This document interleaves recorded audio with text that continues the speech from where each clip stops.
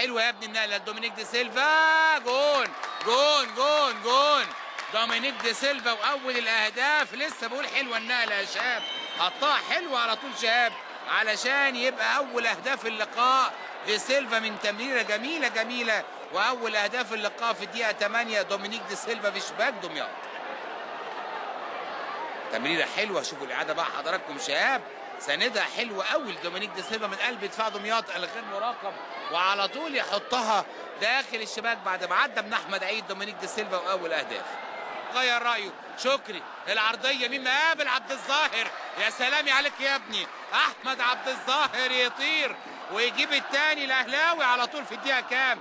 24. احمد عبد الظاهر الثاني للنادي الاهلي من عرضيه جميله من شكري، لكن هدف بصناعه حسين غنيم. شوفوا حضراتكم اهو، حسين غنيم قطع وماشي بعرض الملعب، وشكري عرضيه مفيش احلى من كده. وصفاره عماد بدره وصديق شكله انه يلعبها.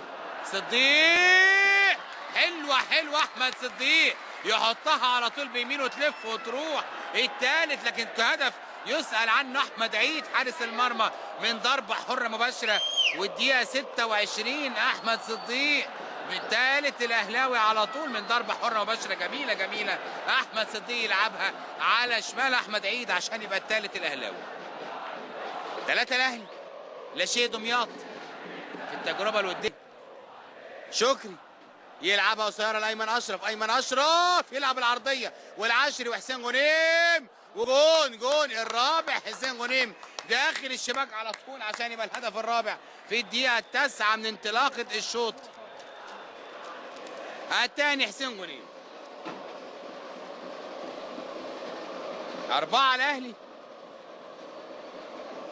لا شيء دمياط. الدقيقه 4